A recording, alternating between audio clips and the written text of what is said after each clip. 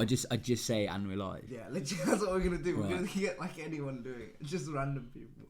And we're live. And we're live. Welcome back to Groans and the Wicket, Ep.9. Paddy, how are we? Pretty good. I had a good day at the cricket yesterday. I heard you had a good week, from what I've heard in terms of cricket. We've had a couple good games. Friday went badly. Very badly. Yeah, yesterday as skipper, I promoted myself up the order to bat to open. I was absolutely bricking it. I was so nervous in case I went out, got a golden, looked like an absolute moron. I managed to go out there, biff a 60. Was it a biff or was it a technical 60? There was a bit of biffing in there. Okay. And we got won by 8 wickets. Oh, superb! Absolutely smash out. That's a good win. We're very lucky to have Wisden's own Yas Rana in today. Hello, chaps. How are you guys doing? I'm very well. Good. How are you doing? Well, superb actually. Superb. I'm I've been looking forward to coming on this show, and yeah. So I'm accompanied by a tinny of tenants, as is Paddy. And I'm looking forward to it. This is fun, relaxing. This is what cricket should be. That was a great sound. This is what cricket should be. This is what cricket should be. It's relaxed. We're in a living room. We're drinking tenants. We've got a little sub game going on as well because Jay's refused to fix his smoke alarm, which is running out of battery. So that's going to beep every so often, and every time that beeps, that'll be a drink for us. Absolutely. Jay drinking his milk. And also, I'm definitely going to have more than one. Oh, so for sure. if I'm silent for a couple of minutes, that's because I run to get another tinny.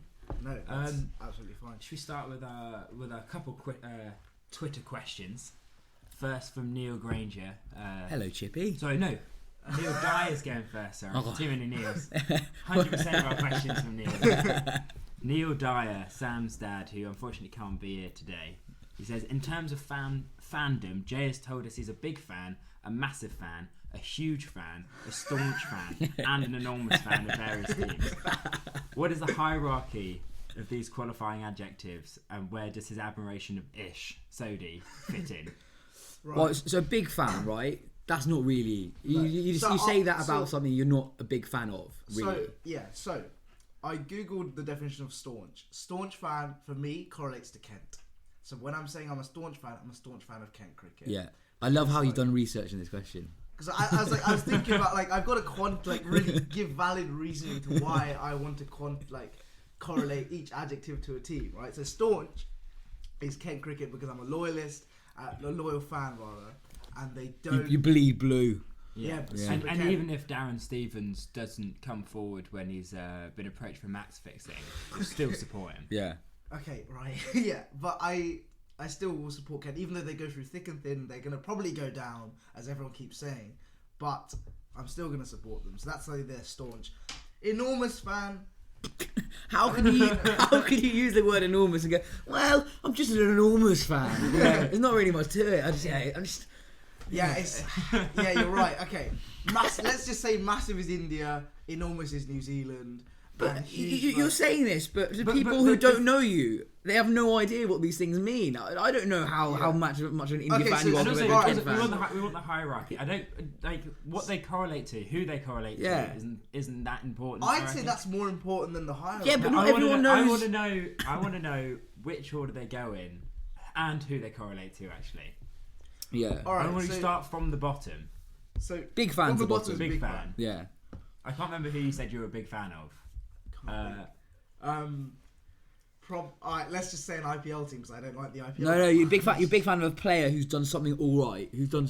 Recently. You're like a big Josh Little fan from Ireland. That's what you are. You're a big Josh Little fan of Ireland. You respect what he's doing. Bouncing out more. Yeah, you respect. Tim Murtagh. You respect what he's doing for the game. Yeah. But you don't actually care. You say you like him, but you don't really give a shit. Tim Murtagh. Murtagh. Can you swear? We have. That's the first. I think that's the first swear word. That's in all our amazing. podcast. Tim Murtagh. If I'm honest, I'm going to leave it in. Yeah.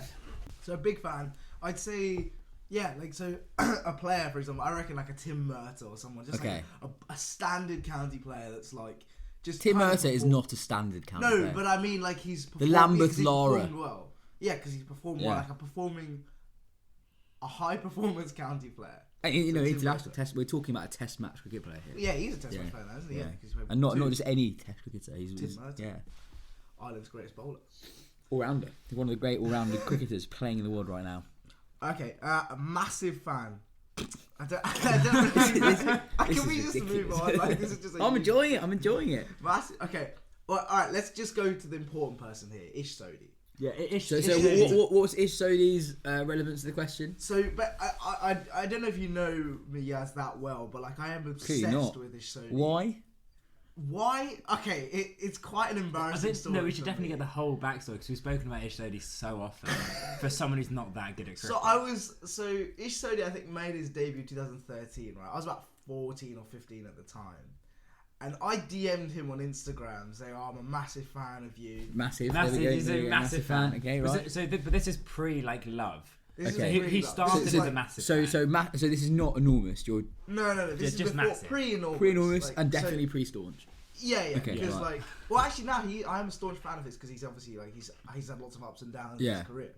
But like, so I DM'd him on Instagram saying, "Oh, can you? When are you coming to England to play club cricket and stuff?" Because like at that point he wasn't good enough to get a Red Bull contract, like a county contract or anything. Yeah.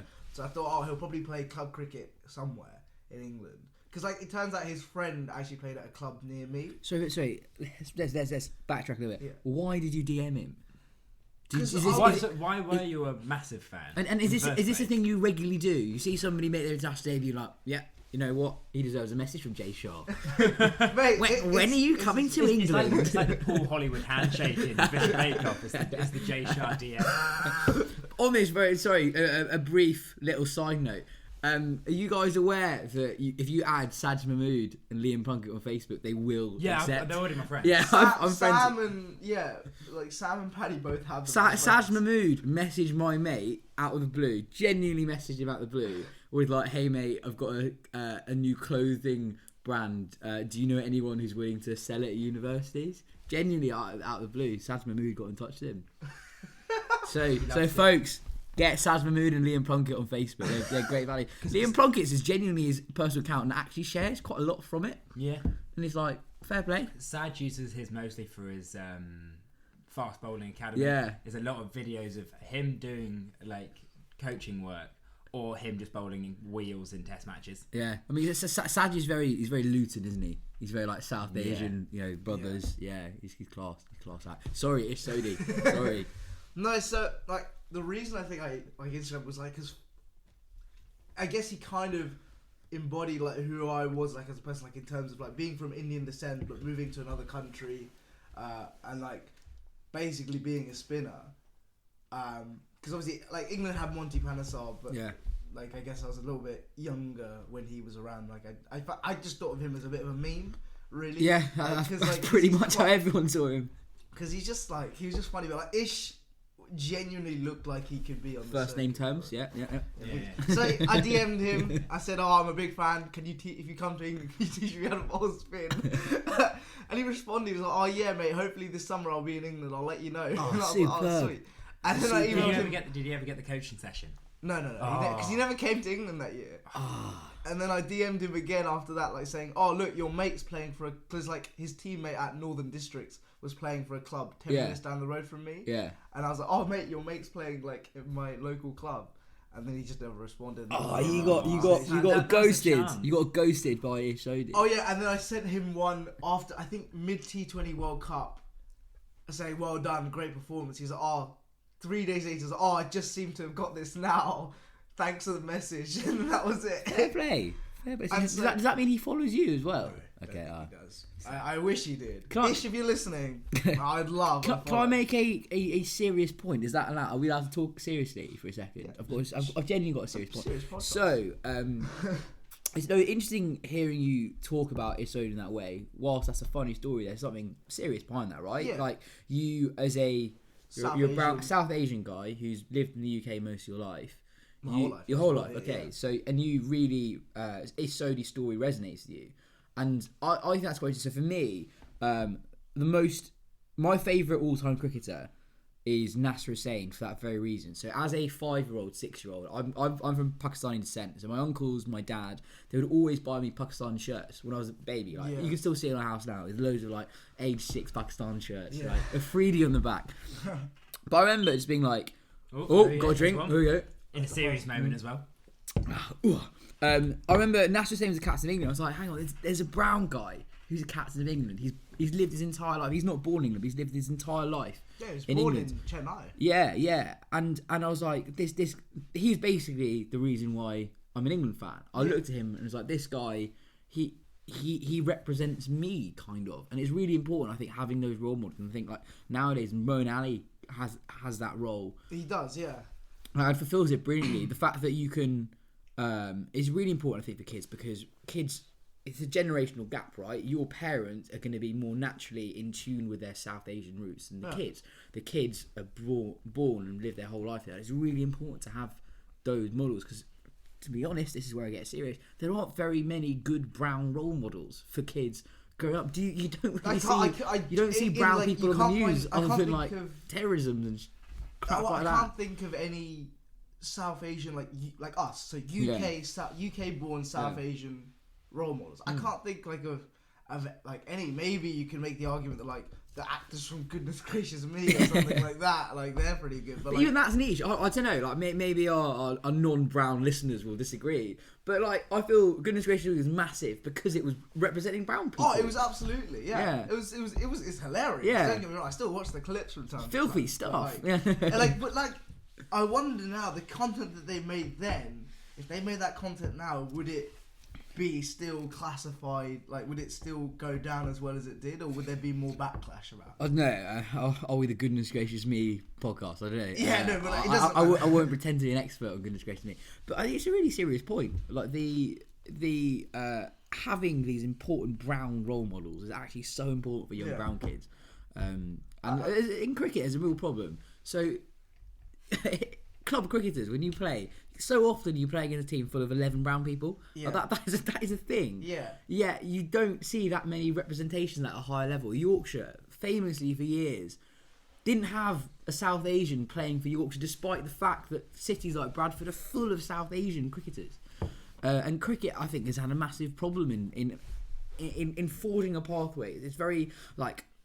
It's a reputation in cricket. You need to go to a posh boarding school to go through and rise up. But actually, that's obviously not the case. And cricket's not very good at promoting those brown people. And Nash Hussain for me was the guy who was quite inspirational. It's quite interesting. The ECB also, obviously, every year they take that census, and generally, like the numbers of South Asian people playing the game aren't that much as it is, but like in certain areas there's loads, like how you're saying they play the game loads, but they don't progress to a different standard. So like loads of them play the club game, but not many progress to the county stuff.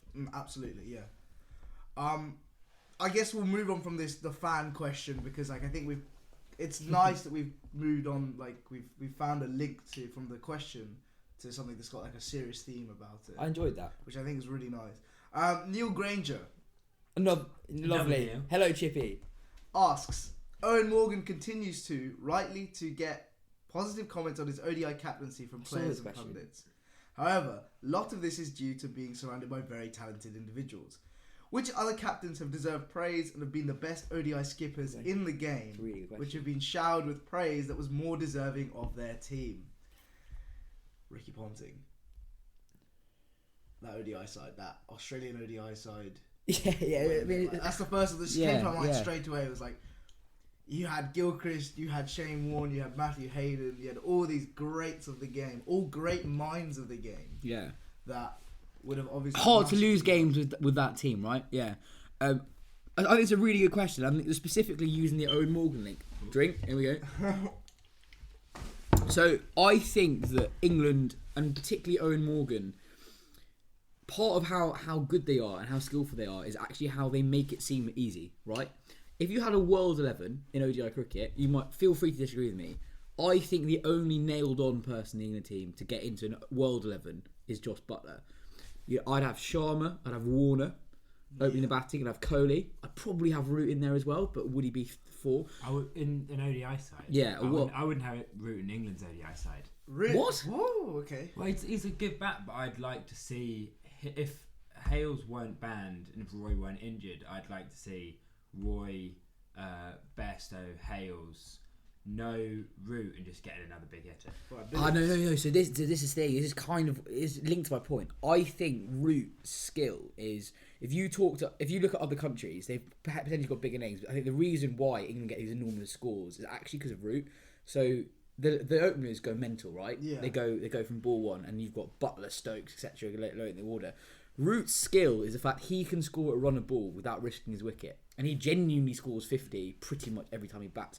He averages over 50. Very, very few people average over 50 in ODI cricket, and he does that at a really, really good rate as well. But sorry, to go back to the original question, I think Morgan is a brilliant captain because in that England team, very few of them I think get into a World 11. Butler, yeah, I'd say Butler gets into World 11. I'd say Roy would. Definitely. I think he just. I don't think Roy does. Roy would be better than Warner Or Sharma. No, those guys are freaks. And England are the best team in the world, in my opinion, by quite a long way. And they've done so. I think a big part of it is Morgan's got this ability to get the most out of players who perhaps haven't displayed what they're quite capable of throughout their careers. So Adil Rashid, I think, is fascinating. When he bowls in England's ODI side, he bowls with a different type of confidence than he does in any other form of cricket for any other team. When he's on the pitch, Owen Morgan gives him so much confidence, and the way in which Morgan gets the best out of him, I think is really interesting. Like compare that to how Root treats Rashid in Test cricket. Rashid in Test cricket, you can see Root is agitated. You can see that Root gets frustrated with him bowling a bad ball. Morgan is so calm. He's so calm.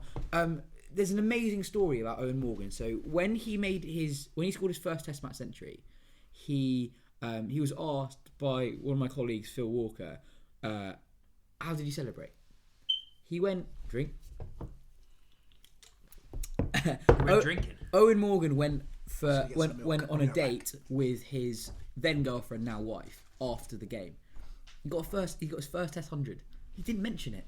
And the next morning, she saw the front or back pages, whatever, with his photo on it, with him raising his bat laws. You know, how amazing is that? Morgan is, I think, a fascinating individual, and he gets the best out of players. So I know I'm not actually answering the question, but it's interesting that Neil used Owen Morgan as the link there, because I actually think Morgan is a brilliant captain. And the fact that England are the best team in the world, in my opinion, by quite a lot, and they don't actually have, Butler aside, any like superstar, standout, world-class, well, lots of world-class players, but people who are on a different level, playing field. I think that Morgan's done excellently. But to answer the question, what other teams stand out? I don't know. You can make the argument that is what makes England stand out as a team, is that they've got 11 world-class cricketers, but that are not like so. For example, like India, like Kohli and Sharma are on another level compared to everyone else in terms of batting. Yeah, I would say that England have better players, like on average, compared to, like, they haven't got that guy who's the next level. England's players suit their roles best, right? Roy and Bairstow are probably like third. I don't know, if you're talking about ODI of the world, you go, I think you got Sharma 1, Warner 2, probably have De Kock up there as well. Guptill potentially, but my point is they aren't the best players in the world, but what they do is they know their roles perfectly. Yeah. So they are very selfless. They know that it's fine getting out early on, right? But their job is to make sure England's run rate in the first 10 overs is north of 6 and over. So they know their role perfectly. Then you got Root, who, as I mentioned earlier, he knows his role brilliantly. Morgan is adaptable. He can come in if you lose 2 early wickets, but he can also accelerate later on. Stokes is an excellent 5. Butler is the world's best 6. Yeah. Moeen, he does 7 very well, and all the tail bat. So England's team, despite not being the best in the world player for player, they all specifically do their jobs perfectly. And also look at their bowling attack. You wouldn't, if you're naming the best fast bowlers in the world, Plunkett and Willie would not be anywhere near. Yeah. But in their specific roles, Chris Wokes, I don't think is in a world 11. But his specific role of bowling the top, statistically, he's the best opening bowler in ODI cricket in the world for the last 2 years. It's fact. His average is in and around 20, and he goes at 4-ish and over in the first 10 overs. No one else really does that in the world. And England have, I don't know if it's by chance or by brilliant planning, they have got players roles perfect. Moeen Ali, right, his economy rate is 5 in ODI cricket, and in this current era where everyone scores 300, that's brilliant. but he doesn't take wickets. But that's all right. That's his role. His role is to create pressure. And Rashid at the end, he takes the wickets. And I've not answered the question, but I'm really interested by that. But by how Morgan has created this England team that is more than the sum of their parts. I'm not entirely sure there is any other captain in the world that's been as successful as he's been as a captain. So it was last year, I think, where he couldn't take a catch to save his life. He couldn't get past 10, but you couldn't drop him because he'd win games. He'd win games just because he'd have fielders in the right places and he'd bowl people at the right time and he'd send the right people in at the right moment to bat. And clear thinking as well. He would win games under pressure just from having a really good head on his shoulders. Yeah, 100%. And I can't think of anyone in my admittedly pretty small knowledge of ODI cricket maybe that MS that is able to do what he does as well as he can. I'd say MS is the other one that I can think of that, like, although everyone talks about how he was so calm and collected, a lot of the time he didn't perform, but he had the other players around him that performed. He had Tendulkar, he had Sehwag, he had Yuvraj Singh when Yuvraj Singh was like the best player in the world in ODI cricket at certain points. Like in that 2011 World Cup, only did nothing in that entire World Cup till the final. Right. And another one is Scott McCullum, right? Brendan McCullum was I think he got more than what their team was capable of.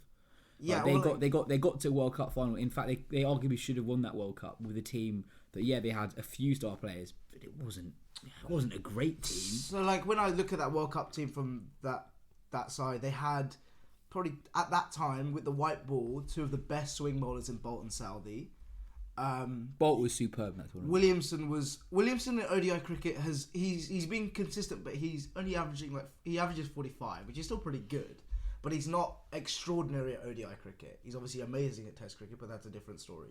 But the thing I think was that McCullum's approach and that he wanted to attack the ball from ball one. People argue that what McCullum did in that World Cup is what changed England's way. And I 100% and then they played agree. that series straight I 100% agree. 100% agree.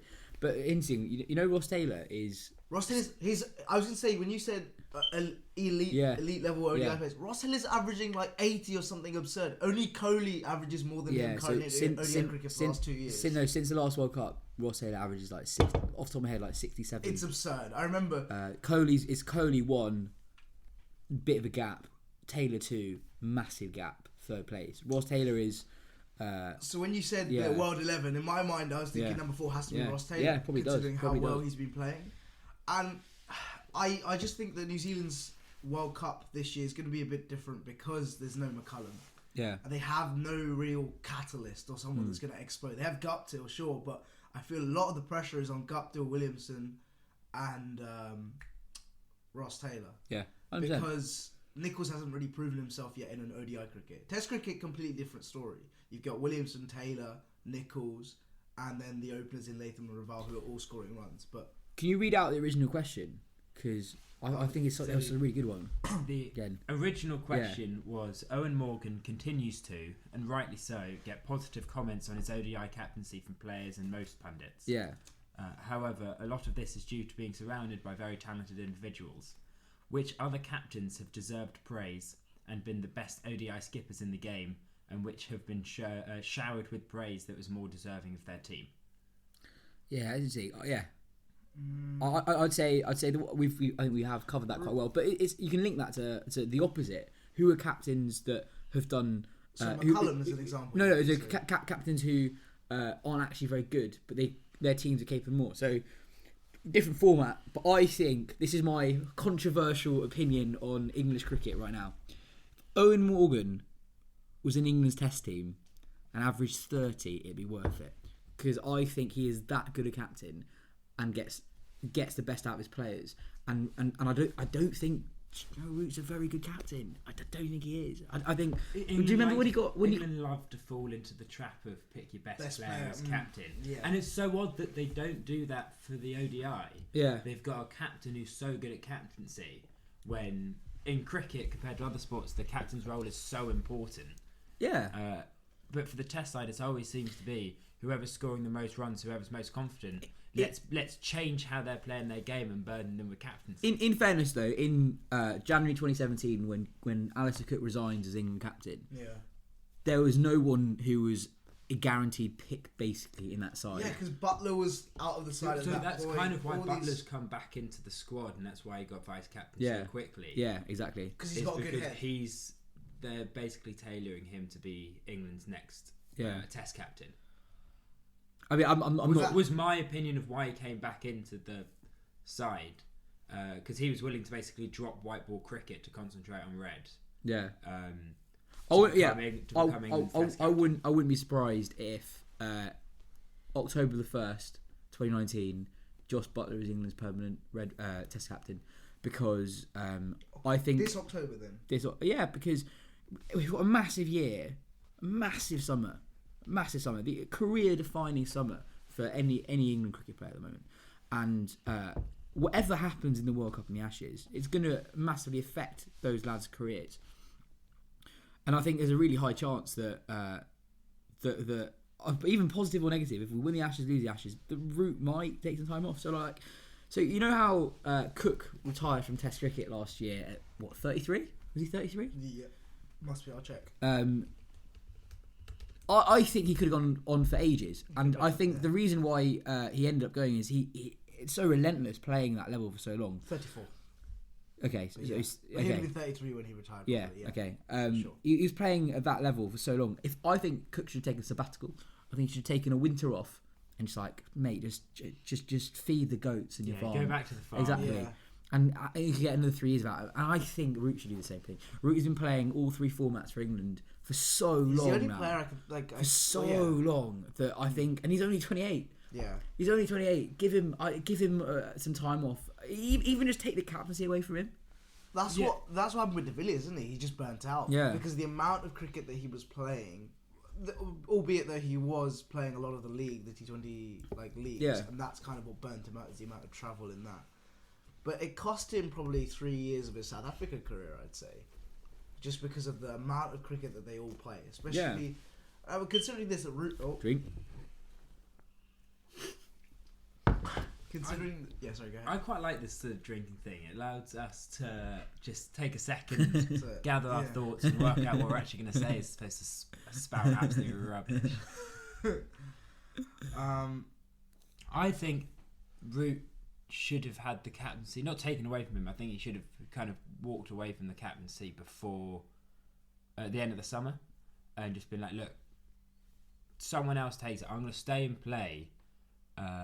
But concentrate on just converting 50s into 100s and concentrate on his batting again. Yeah. I would have given it to Joss before the Sri Lanka and West Indies tours. I mean, a massive decision to make, but going back to Morgan, I honestly think England have genuinely not replaced Paul Collingwood, who retired in 2010. Think about it. For literally a decade now, England have tried so many people to bat 6, and until Butler, we never really filled that. And I think Owen Morgan is so good that if you gave him, in the same way they've actually done with Butler now, where they've been like, screw it, I know you've not played red ball cricket, but we just trust that you're so good at hitting a ball with a cricket bat. You can do it if we give you enough time. If they did that with Morgan, I honestly think we'd be sitting here today, Owen Morgan, captain of England Test team. I'd love it. Wouldn't he be amazing captain? I think he'd be great. Alternative captain. History. Owen Morgan is like the best Test captain England have ever had. Because I think at the moment England are quite muddled when they play Test cricket. They want to be this attacking team. I don't think they really know their own identity. They like these kind of meaningless tropes of we want to play positive. But what does positive mean? It's like, why stick to a tactic that obviously doesn't work all the time? I think Owen Morgan is the person who makes it work in white ball cricket. The other thing is they're not horses for courses in terms of selection, but it chops and changes a lot. They still haven't found the 11. When you think about it, in terms of seamers, you've got Sam Curran, Chris Wokes, Jimmy Anderson, Stuart Broad. Like, you can still argue, I don't know if Roland Jones is still in the picture, but like there's so many of these like bowlers like Overton and stuff that all played like that one series or one Ashes test. Or played well as well. Roland Jones played really well. He then had a injury or something. He had a back Overton thing. didn't do badly in really Australia. big injuries. Like, you've got 6 or 7 genuine pace bowlers there that could play Test cricket for England. Yeah. Or at least 5. 5? Yeah, not the So one. Curran, Broad, Anderson. You'd say Wokes could play. I've forgotten men like Ollie Stone, Joff Rock just coming back into it. I just think that they haven't really figured out like their best team. I think they have now, but I just think that also the openers there's still the issue with the top order. I just think that they like saying they're being positive and stuff, but I think they just don't know who their best 11 is. They're not close to it right now. If you bat in the top 3 in county cricket right now, if you score runs, and you're in the top 3, you will bat in the top 3 for England in that first Test match against Ireland. Hasn't scored runs in don't years. talk about Hamid. Right. Don't talk. No, because like. But then he scores go on. 1 ton and comes back in. But he raises a slightly different question, which I think we've spoken about before. Of he's clearly good enough. Yeah. But he needs to make sure he's in like the right headspace. How old is he? What, 22? Yeah, exactly. Let the boy play. Yeah. Like I think he shouldn't be picked.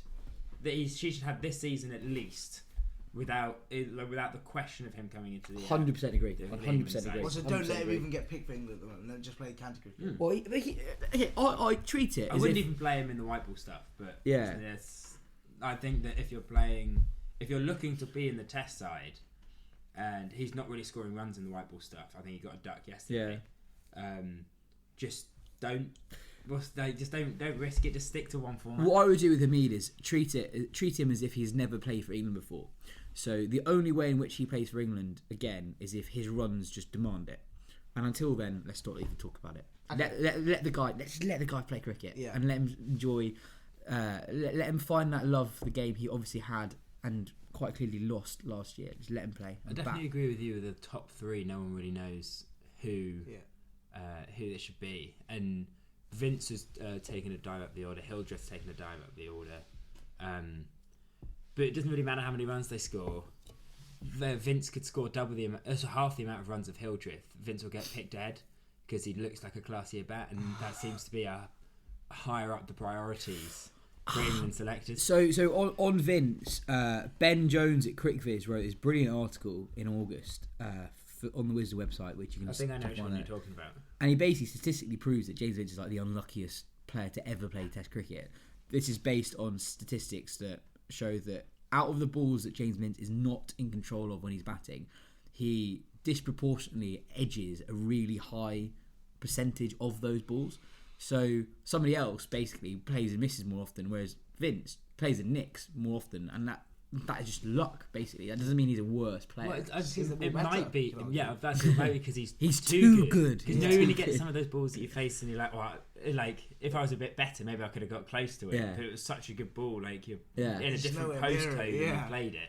And also, I think what's difficult is as a county cricket fan, I want county cricket runs to earn you selection in the England team, but you have to think specifically this summer England are playing an attack that consists of Pat Cummins, Mitchell Starc, Josh Hazlewood, maybe James Pattinson. They could play all 4, right?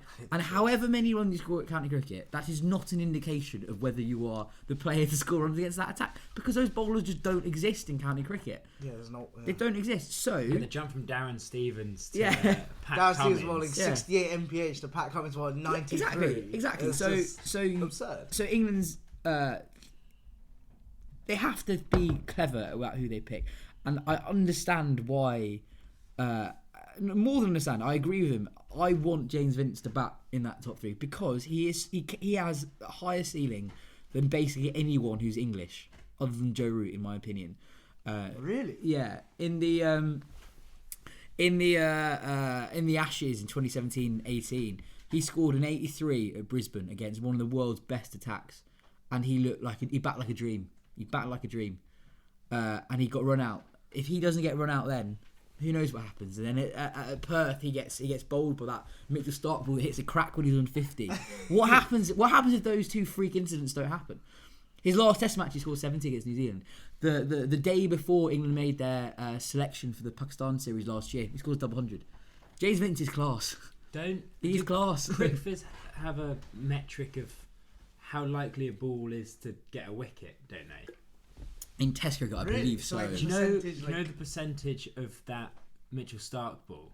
I don't know that, but I think I'm not going to say it's for 100% sure, but the ball, the ball in the India series The last Jasper year Brummer ball to Keaton Jennings. I believe it wasn't his first in-swinger in Test cricket ever. Yeah, so I believe that is one of the best balls statistically ever in terms of likelihood to get a wicket.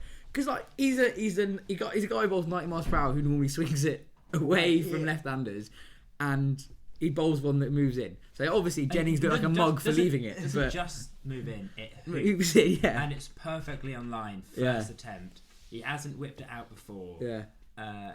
Keaton sees it, it's outside off. Yeah, cheers, thank you very much. He's not moved it back ever. Yeah. So let's leave this one alone. And then it just kind of hits him.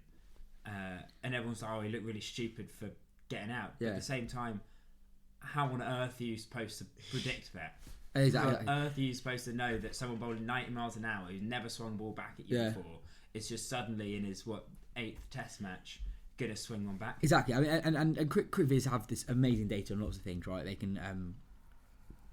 One of the stats I love what they do is they can specifically pinpoint areas in somebody's game where this is what so and so averages against a short ball, or this so and so. So a person averages X. Yeah. So like what they did some. I don't even know how they publicised it. So when Rory Burns got called up for England, we love county cricket, right? Yeah. Let's be honest. No one really watches it.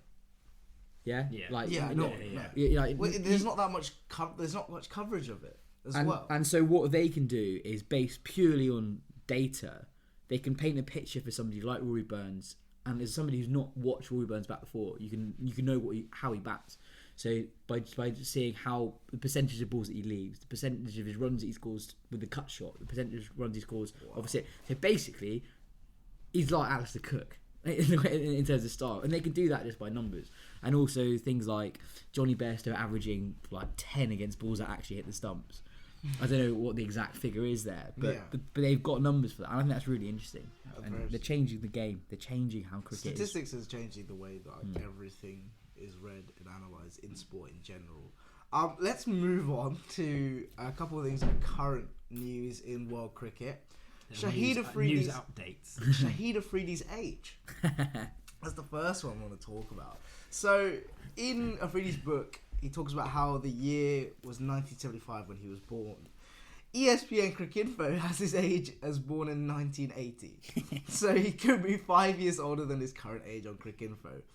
So he's 39 according to 1980, but apparently he's really 45. Yunus Khan has said something similar about his records, that they're 3 years, like there's a 3-year fake age gap. My question is, does age affect the way that we look at them as players? Not really. Like, it obviously affects records. Because obviously, like, he was 16 when he made that 100 off 37 balls, or 16 in quotation marks. But in reality, I don't think it affects like his international career stats that much. You can argue that it's still got to do it, haven't you? Yeah. Well, you can argue that it's not going to be fair on like when they're playing like under 19 World Cup stuff and things like that. Like drink. What? Yeah, that's a fair point. So what I'd say with the Pakistani lot, people say like the Afghanistan. So there's a lot of controversy about Rashid Khan and things. Well, we don't know anything about that. But yeah, Rashid is he looks like he's seen a lot for his age. With the Pakistan lot, Afridi in particular. So people say, but that means that what he did when he was young, that means he shouldn't get his records.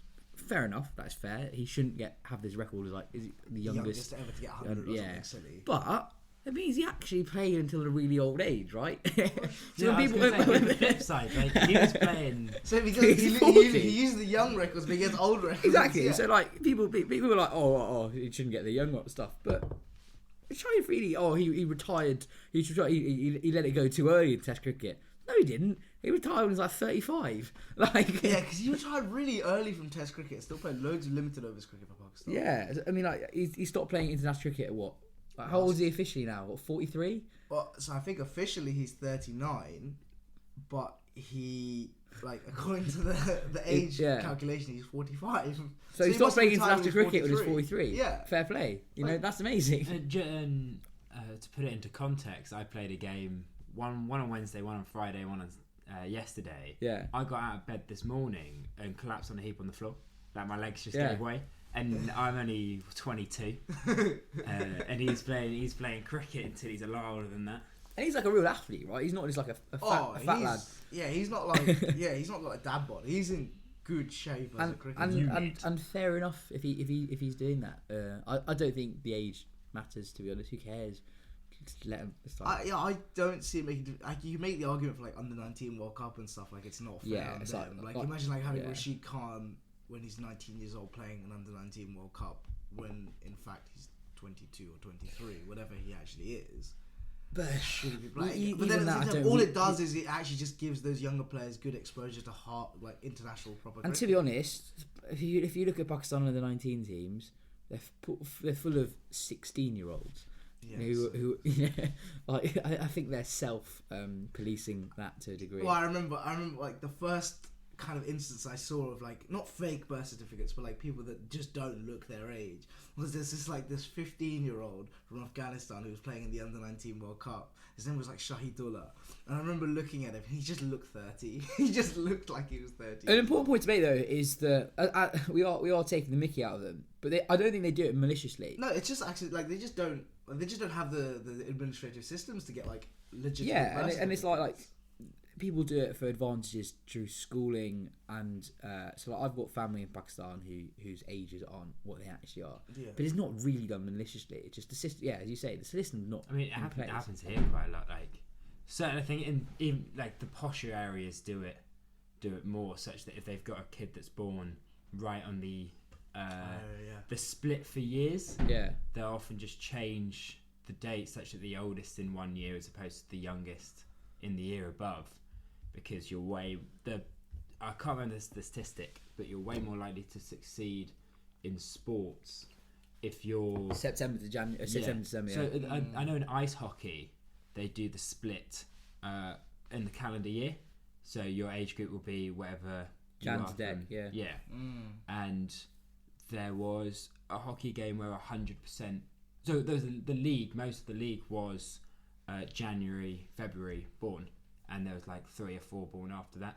But it's all because they got bigger quicker because they were older, and then they had so much more of an advantage on other people because they were alive for longer. So they had more chance to practice. Yeah, I think it's rugby that a massive proportion of players are born January to December. December, everyone's born that. September to December. Yeah, because you get extra time to grow and you get extra time to train. Obviously, you're not going to train when you're born. Yeah. But if you think about it, by the time you turn... So for football players, you look at when people start looking to start taking football seriously, it gets younger and younger. You're looking at sort of like 10, 11 for when you're seriously gonna put a serious shift in and look to get into an academy for football. That's if you've got an extra half a year on someone when you're 10, that's massive. You're good at maths. So like if you're 10 or 11, if you're 9 months older than somebody else in the same year group, what as a percentage of your life, that's actually but that is a significant number as a percentage of your life. 10%. Yeah, let's call it 12%. Just say maths. Moving swiftly on. I found an interesting little stat about Cricket Island recently. So the Cricket Island CEO had to take 100k out of his own savings to keep Cricket Island afloat. When was this? So this happened in October this year. So what happened was that October this year? No, October 2018. Sorry. Okay, but that's post getting test status, isn't it? Yeah, so what happened was that they took Warren Dutram, the CEO of Irish Cricket, took 100k from his bank account to meet creditors' demands. The players and the board members were at risk of not being paid. They'd be like in almost like a similar Zimbabwe situation. Someone owed them $1 million. A broadcast company owed them $1 million, but that wasn't getting paid. So that's why they had this payment issue. So like because the Irish Cricket has never taken a loan out. No bank was willing to give them a loan because they've got no evidence that they can repay. No credit history. Yeah, they have no credit history. Oh. Every time it goes as well, it's little. Oh. Yeah. And so they'd never taken a loan out, And it costs them approximately 500k to run like a big game for them. So this England game that just happened, it cost them 500k to run it. They only make approximately 400k in ticket sales and hospitality. So like realistically, their profits aren't that big from these kind of games. But there's no profit at all. well, like there's a bit more like broadcasting and stuff like that. But especially think about when Lords sells out. Yeah, they're charging 100, 200 quid a ticket. Malahide aren't charging that. Yeah, they're not, and their ground is. Bloody hell, that's quick fire. Yeah, they're not. I need another drink. Malahide is tiny. If you'd be so kind, there's more than enough to go around. I mean, Malahide depleting the stores, but okay. It's tiny compared. And I don't think I ever told you, Jay. I definitely didn't mention it last time. But I've played there on the pitch behind. I've trained on the actual. The training on the ground was so cool. Yeah, very cool to feel. Especially when we did from the square boundary. Fielding and catching. Yeah. I took an absolute worldie one-handed over my head, just short of the boundary. And it's a good thing I stopped just short of the boundary because there's about a foot and a half before the stand started. Oh. So if I'd gone too far, I could have absolutely smacked my head on that. Yeah. You've never dropped a catch though, have you? Yeah, I never dropped a catch in my life. So the CEO says that it's not all about money for these kind of games. It's actually capturing the imagination of the people. But like at the end of the day, for me, they have to make money for those games to function.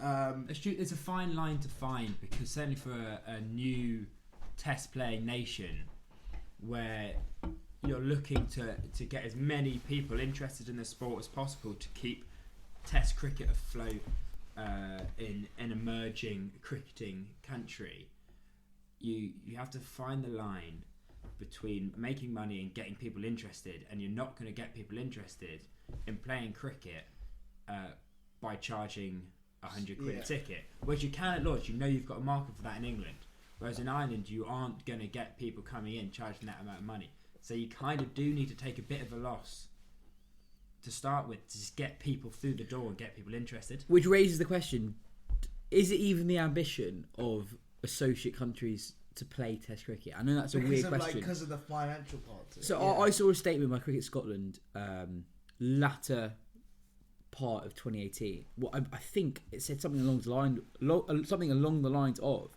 Test cricket wasn't necessarily their end goal. They want to be a full member, but that doesn't necessarily mean being a Test cricket country because you don't make money from it. What's the difference?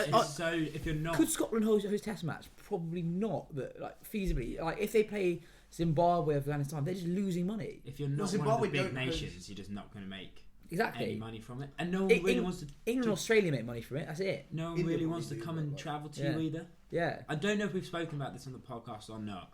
I think we might have, but it'd be worth raising again because something Sam and our flatmate from last year, Darren, was talking about was we think that there should be an initiative that when you travel to, say, like if India were to travel to England and play a 5-match series, their warm-up game should be test matches against Ireland.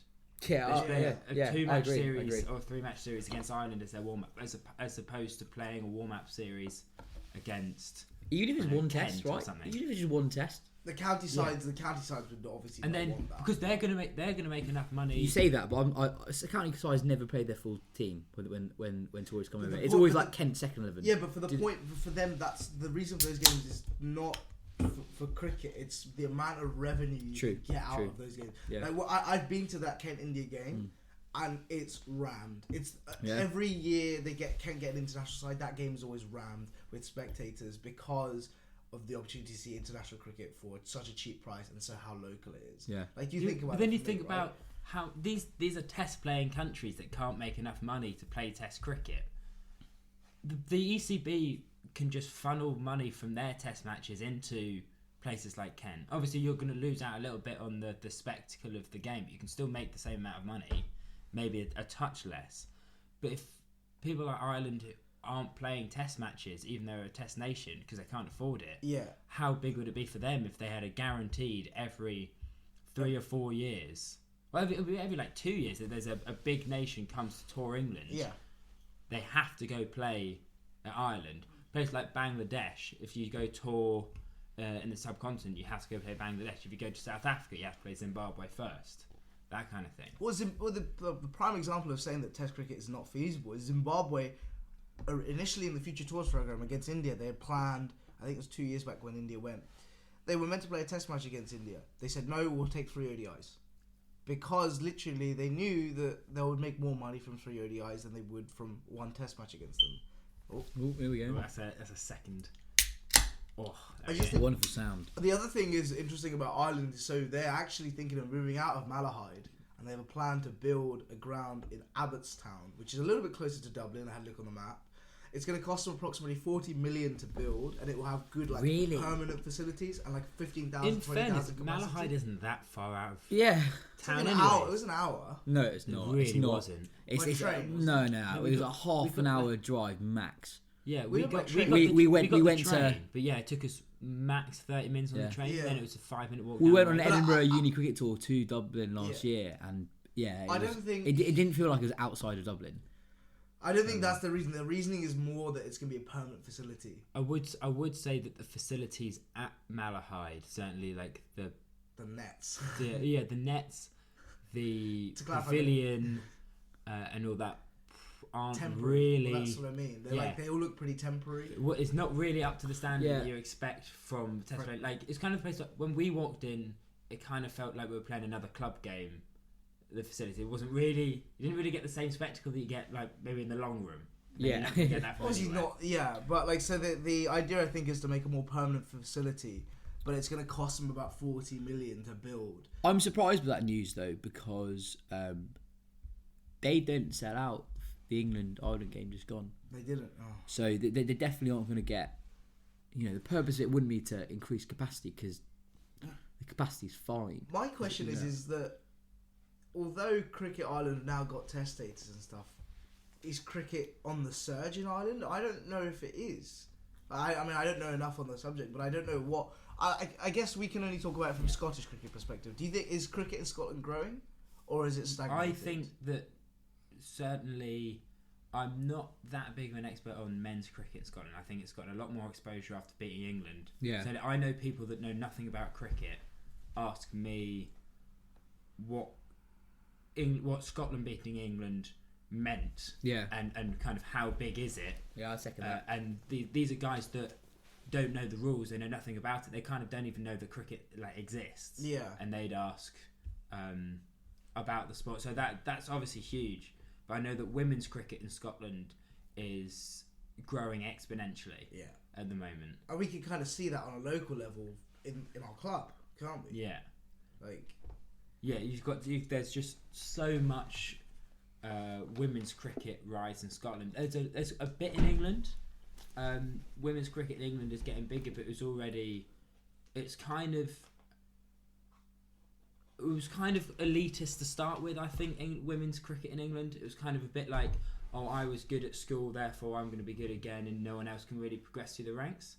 And I don't want to throw my girlfriend under the bus, but for a quotation where she went, so she was the Kent Uni women's cricket captain, and then she got asked to come play for one of the teams in Kent, one of the ones that Hayes? quite a lot of the, I have no idea, Okay, I don't want to yeah, name a team, but they had quite a lot of the Kent women play for them, and she rocked up, and immediately it was like, no, we are the people that play for Kent, you're not part of this, don't talk to us, kind of a thing.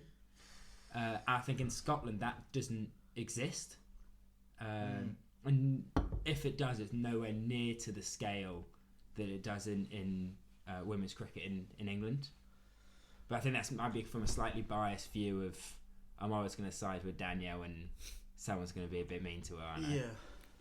I mean, it's just a tricky one. Like, although they've got Test status now and they're looking to build all this stuff, like, do they need to? Is cricket growing in Ireland? Is it gonna be sustainable? That's my question.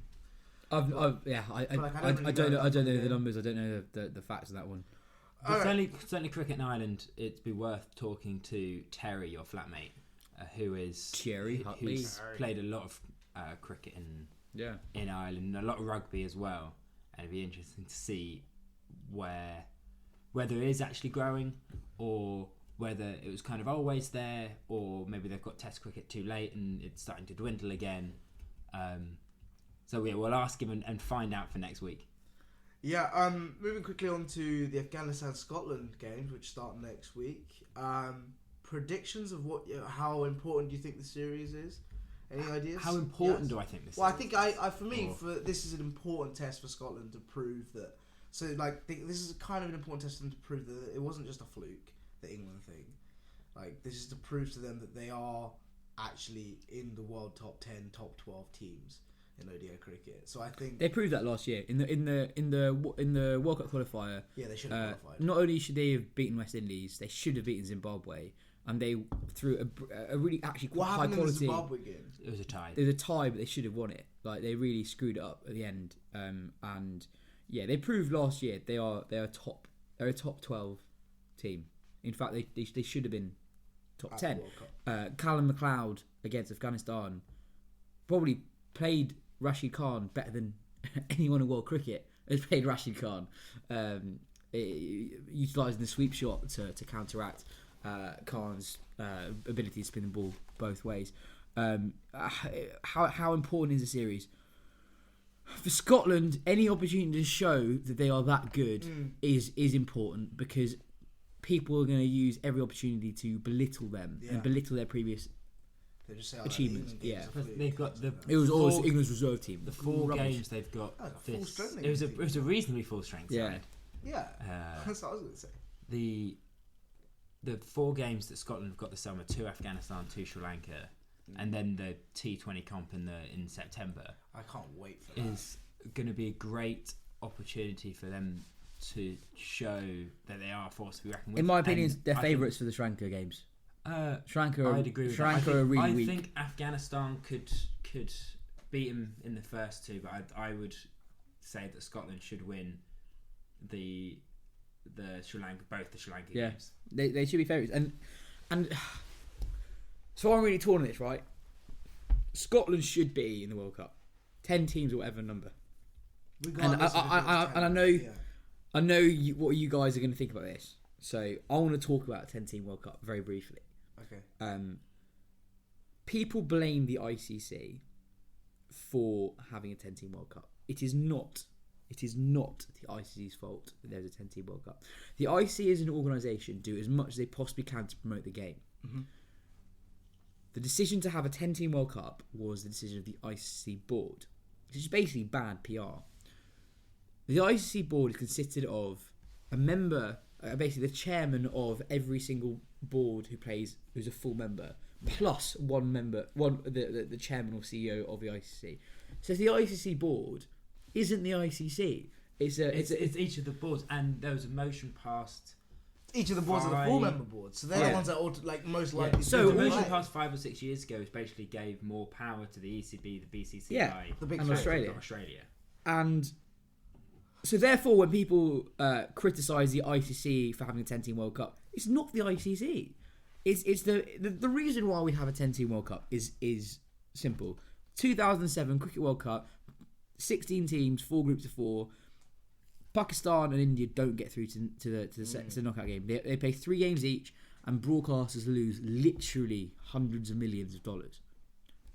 That is why we are playing a format in 2019 to guarantee whatever happens, Pakistan and India play 9 games.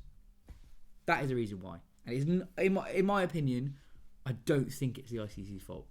They are basically powerless. The cricket structure is that the big countries hold sway. How does so obviously there's this big 3, right? How does the power distribution work? How do they what do they have more power in terms of, like, in what decision making do they control the weighting factor kind of thing?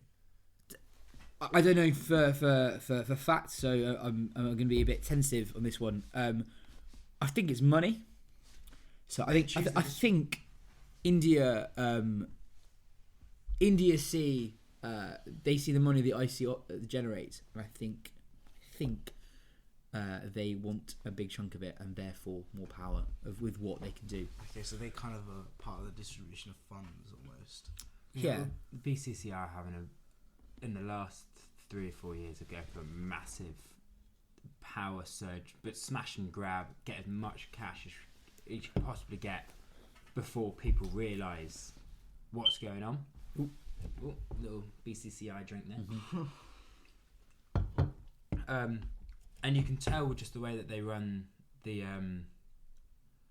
the IPL. It is just they are trying to gain as much cash as humanly possible, as quickly as possible, until people realise that they basically run world cricket. Yeah. Obviously, we don't want to talk too much about the BCCI. Let's send around someone to our houses. And checking the score now. West Indies are 213 for none against Ireland. Oh, no. Shea Hope 100, Campbell 99 not out. West Indies my dark horse for this tournament. I'm telling you, you put Pakistan as your dark horse. Well, I just think Pakistan are always just like they're always in with a shout. No, that's not what I wrote. I wrote that they are capable of winning the World Cup. I didn't say that they are dark horses per se. Are we talking about the World Cup? We'll say that for another podcast. I just quite like to mention I've just got a little notification from Marchment Cricket, a little mini stat attack. The real MCC. The real MCC. So do you guys know Davy Sardesai? I've never met him, but I've seen the he's the new club president. Okay. And yesterday, so he's been playing since time began. and before that, rumour has it that his revolutions on the ball actually kick-started the earth to start spinning. But yesterday, Davy Sardesai bowled his 400th league maiden in a spell which was 9 overs, 5 maidens, 2 for 11. So Clacks have got basically one good batsman, and he bowled 4 maidens. What does he bowl? He bowls right arm offies, and they're on the money every ball. And he bowled 4 maidens at their best bat, who was basically scoring runs for fun against everyone else, and then just trapped in plumb 4 overs in. But he bowls a maiden 18.7% of the time. Bloody hell. And has 20 times more maidens than extras. 20 more maidens? 20 times more maidens than extras. So I remember... have you ever seen anything like that in club cricket ever? That's crazy. It's Neil Granger who comes up with the stats for this stuff, so isn't he? He's got the records for every single Marchment game since 1999 and every single first team game since like 95, I think. Wow. But I remember him posting a stat about how few wides he's bowled. It's something like fewer than 10 in 20 years. I think he's bowled 7 wide since 99. That's ridiculous. That's truly ridiculous. Quick final thing, Sangakkara is the new MCC president. What do we think of, I guess, that move by the MCC? Do you think it's going to change? He's the first non-British non-Brit MCC president, and if I'm honest, I was saying this in the car ride yesterday, I don't think there's anyone in world cricket that I'd feel more represented by than Sangakkara. Just the way that his knowledge of the game, his love of the game, and the fact that he's just a lovely bloke. He's a very articulate, very articulate, very well spoken. I think it's absolutely the right decision for Sangakkara to be the first non-Brit. I don't think they ever should have. Obviously it started out in tradition's sake, but I think the fact that it's taken this long to have a non-Brit be in charge is a bit ridiculous. But the fact that it is Kumar and the fact that he is just so perfect for the role, I'm really glad he's got it. I must admit, I don't really know what the MCC president does, but if you look at a list of the recent ones, it's quite a full-on job. It's not an honorary position. No. It is like you actually work to do it. So yeah, it's great that Sangakkara wants to stay involved. He's already stated he wants to do some development at Lords. I think they're going to change the stand to the right. The stand to the right of the media centre. I think that's the Edrich stand. I can't remember. But a lot of it is actually to do with Lords and I guess the role of the MCC in world cricket. So I'm interested to see what kind of changes he makes. He doesn't come into, I think, not power, but like I don't know what the word is. His role doesn't start until I think September. Have you seen the official picture of him as well? When they announced it was basically him in the pavilion. They've got the portrait of him, and he's just there in trackies and a jumper. I just look really cool. Like it's such a place of such high tradition. You're not allowed in with you wearing jeans. You've got to have your tie on properly. You've got to have your top button done up. You've got to have your blazer on. He's just there doing what he wants in trackies and a jumper. He just seems like such a cool guy. Well, you know that really boring dinner party question that people ask you, who do you invite to a dream dinner? I always say Sangakkara. Like Sangakkara, the way he speaks about the game is brilliant, and he was so good, wasn't he? His runs for Surrey, like I'm sure it's not a surprise how vocal I've been about that. I am not a Surrey fan. Tell you what, quick ones before the end. I've not been in. I don't like seeing Surrey win. Well, that's an issue because I am a Surrey fan. But watching him, Ben Fogues, score runs for fun in the county championship was just an absolute joy to watch. It was the way he just walk to the crease, and after ball one, just go about his business, just hitting cover drives, and would just walk his way to 100. I had the genuine honour of I was in work experience a couple of years ago with Will McPherson at The Guardian, to be in the media centre at Lords when Sangakkara scored 200s in a first class game at Lords. I think that was the week that they unveiled the Sangakkara painting in the Lords Pavilion as well. And I've not seen a batsman just look so in control live. Like, okay, obviously not international cricket, but the way in which he just had total control over every ball that was coming at him. It was like normally he had double the time that any other batsman had. The most surprising thing when you go see cricket live is how quickly bowlers bowl. Yeah, and it was just completely the reverse. Just they bowl so quickly, and it almost seemed like before the bowler had released it, he was already playing a shot. He was already ready to go. And really graceful as well. Like his cover drive is one of them. Very languid in the way, like just fluid. His cover drive's up there with the Ian Bell. So Paul Edwards, ESPN Cricket Info writer, I don't know when it was, a few years ago, covering a county game for Warwickshire, he described an Ian Bell cover drive as this: Ian Bell cover drives induce sounds from grown men normally reserved for their wives. And that just sums it up, doesn't it? Ian Bell cover drive. Absolute beauty. That's the sound a full test crowd at Lords makes for a normal 4 would be a polite round of applause. But for Ian Bell, there's a genuinely quite prolonged groan before as the ball moves towards the boundary. Ian Bell's number 1 for me. I think on that note, I think close off on an Ian Bell groan. If definitely you want to wrap up on an Ian Bell cover drive, surely. The sledgehammer for eternal justice. You can find us on no Sam for the socials socials today. today. Socials. Do we want a club cricket tip of the week? Yeah, Yas, do you have a club cricketer tip of the week? So in previous weeks we've said bowl medium pace, just don't put any effort in, drive so you can get picked in higher teams, or don't drive because I missed out on a 1 spot for uni because I had to drive the minibus. So I'm good teas. So I'm really boring. I'm going to give a technical one. So if you watch Nat Skiver bat for England in the women's game, she plays this remarkable shot where she basically smacks it behind square on the leg side. And the way it works is because in the women's game the speeds are slower than the men's game, and they're actually comparable to high level men's club cricket. And I basically think that with the speeds that people are used to in club cricket, that is a great shot and an underutilised shot. It's basically anything straight on middle stump, leg stump. By the way, for the record, I'm a terrible batsman. So that not now you bought a bat.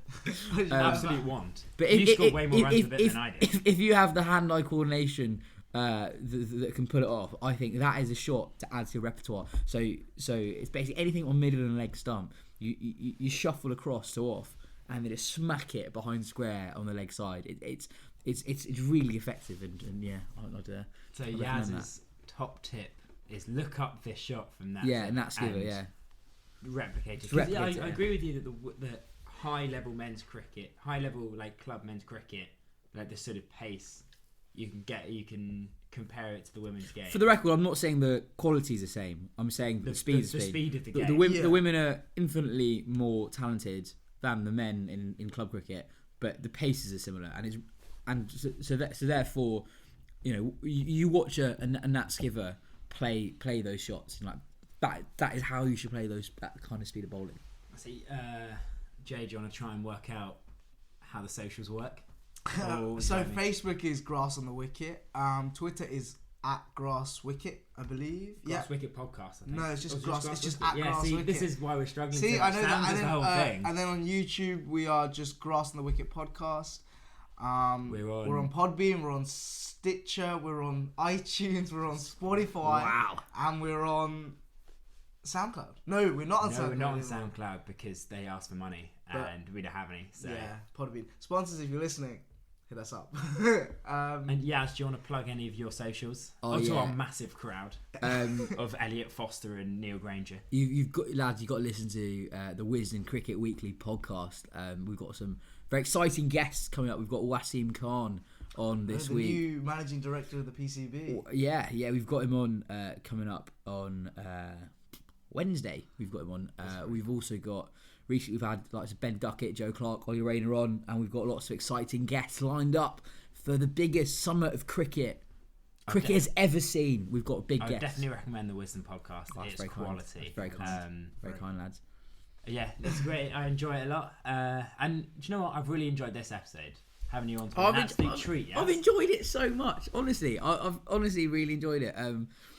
It's quite nice when you're not hosting it. But I think you bring an insight into the game that we haven't really seen in our podcast before. It's just a slightly different approach to how you view the game. I think it's been really interesting to hear your views in general. I've enjoyed it. Really I've enjoyed it immensely. That's really kind, Paddy. Honestly, I want to say one thing at the end. Actually, putting on a podcast is difficult work, and a lot of work goes into it. Like I'm sat in between Jay and Paddy right now, and they've both got hundreds and hundreds of words of notes. So right now I'm just sat with 2 beer cans in front of me, but these 2 guys have genuinely put a lot of effort in. In fairness, I'm sitting in front of Jay's notes. Okay, right. So he's put some effort in. I've been too busy revising. So Paddy doesn't get any credit, but to actually host a podcast takes a lot of effort, and Jay has put lots of effort in, and the fact that he makes it seem seamless is commendable. So good stuff, guys. Keep doing it. Thanks, keep doing it. Yeah, we're gonna keep going.